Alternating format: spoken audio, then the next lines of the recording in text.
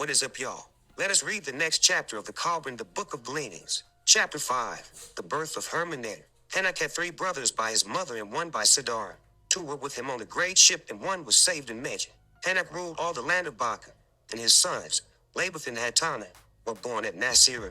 After the great ship became fast, his brothers divided the water-washed land between them. 1 went to Turdan and built a city there, and he ruled the western waters. 1 ruled the eastern waters and the swamps down to the waters of the sea.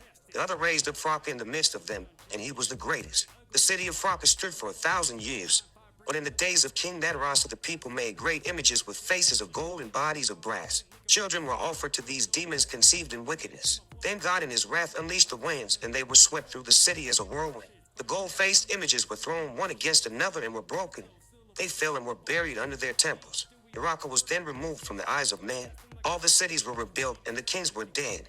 The people had multiplied greatly when Lugadur, he who taught the working of metals, was born. He was the mightiest of kings, and his deeds are known to all men and written in his books. Wisdom came to the land by the hand of our father Hurmanetar, who was called Hurmanetar, born at Jelmek in the land of Kaleb under Iraka, of Nintursu, maiden of the temple, by Jelamishor, builder of walls, son of Lugadur the metalworker, son of Dumath the shepherd, son of Jijidin the tiller of the soil. In the days when the mother of Hurmanetar carried him under her heart with pain, the king, his father, had a dream. He saw a woman and knew he had just lain with her but could not see her face clearly, for whenever he almost recognized it, the likeness changed to that of another.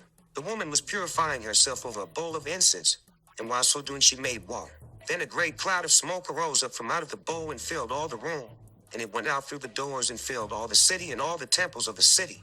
The following night the king was disturbed by the same dream.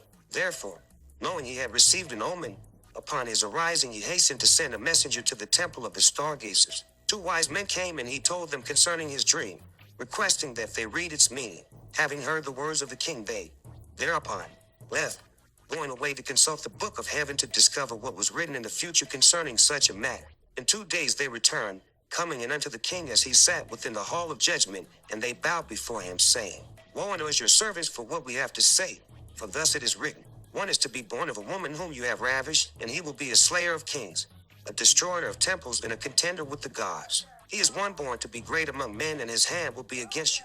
Hearing this, the king bethought himself of the women he had taken by force, but they were many and scattered. So he sent again for the wise men, requesting their aid, and the wise men received his words. Now, the wise men knew these things were written of a son to be born to Nintursu, but they were perplexed, not knowing what to do, for she was a maiden of the temple of the 7 enlightened ones, which had been built in the days of Sasud. If the blood of one thus born were shed, or his breast stopped within the boundaries of the land, the corn would perish within the furrow, and the blossom would fall from the trees, so that they yielded no fruit. Yet the wise men were not loath to bring down the wrath of the king upon this temple, for it was one whose God had but small estate, yet it paid no tribute to the God of the land. Nor did they desire to deceive the king in this matter, for if by perchance the deceit were uncovered, they lost their protection. The wise men, therefore, went before the king and spoke thus, O king, light of our lives, we your servants have discovered this child, though it is yet unborn. It is to be born of a maiden bound to the temple of the 7 enlightened ones.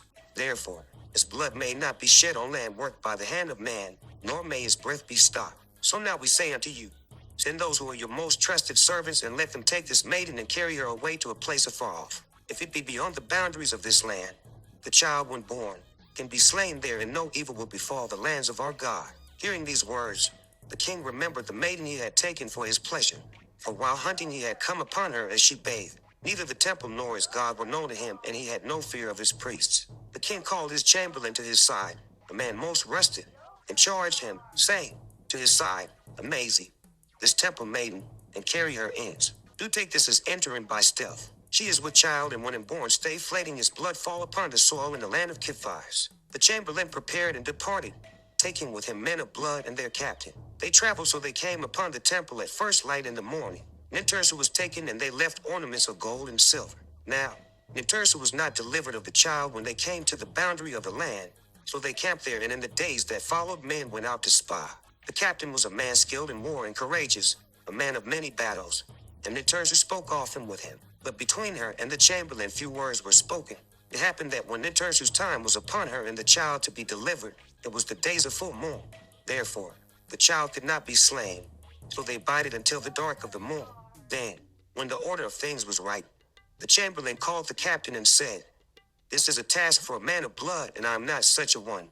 Therefore you take the child and slay it over the board. 7 men will go with you, that all these may bear witness to the deed and swear to it." Now, the men of blood were grim men of battles, strangers to soft beds and gentle ways of women. But some among them were the companions of Nintursu during the first days of her motherhood. Also there was one whose father had been a worshipper at the temple of the 7 in land on east before it was abandoned by all who followed the king. There were those who murmured, saying, "This is a task for those in high places who speak with honey tongues and carry concealed knives that stab in the back. This is not for fighting men." It was true. This was no task for men of clashing metal. It was a deed more suited to squeamish stomach courtiers. But, lacking backbone, these have ever needed others to do their dirty work spawned through intrigue and conspiracy. Lord, hasten the day when real men are no longer manipulated by half men. The captain put the child into a basket prepared by Nintursu. It was placed upon an ass. Then he and his men went over the boundary to a place where neither tree nor grass grew. But about 10 bowshots distant, a stream ran through it to water fields and pastures in the valley below. When they stopped, the captain took down the basket and opened it. But when he gazed upon the face of the child, his heart held his hand. He was a man of battles who slew in war, a slaver of men in combat, not a weak-kneed man of intrigue and slayer of children. He closed the basket and said to those who had come with him, "We will bide our time here until nightfall. If we loose the blood of the child here, it will be absorbed into dead soil and do no harm.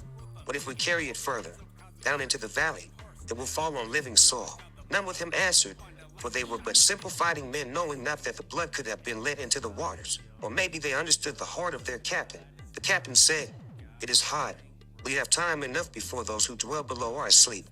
Therefore, let us drink wine and rest a while." So they drank wine which had been brought and rested. Becoming drowsy, they eventually fell asleep. Darkness fell. Now, the ass had not eaten since the morning, nor had he drunk at the stream, and the captain of men bided his time, for he had a plan, and this was a place known to him. In the gathering darkness he put the basket, with the child inside, back on the ass. It was a good place of concealment, under an overhanging rock, with thickets of thorn all around, while below the ground fell away steeply, being covered with rocks and loose stones. Only the captain knew how. In the darkness, a large stone was loosed from above, bringing down many others with it, so that stones fell all about the place where the men lay under the overhang. They were heavy with wine. They shouted. They stumbled and fell. One was struck by a dart, another by a spear. There was a clash in the darkness, though none was killed. The ass, loosed from his halter, fled, and none could stop it. Wrathfully the captain shouted, "What kind of man have I been given? Why have you not brought trumpets to announce our coming? Who can see the ass among the bushes or hear it among the stones?" Then, as lights appeared below and the voices of men were heard in the night, they withdrew. Coming to a place of safety, the men took counsel among themselves, for the captain of the men said, "If you would go unpunished for this night, then you must slay me now. Even then, can you return without me? Also, who knows where the blood will flow? Therefore, shall we not all say, 'With mine own eyes I beheld the blood of this child and know it is dead'? Are we men of wisdom who live, or are we foolish ones who die?" Thus, born on the back of an ass, Hurmanetar came to the land of Kithais.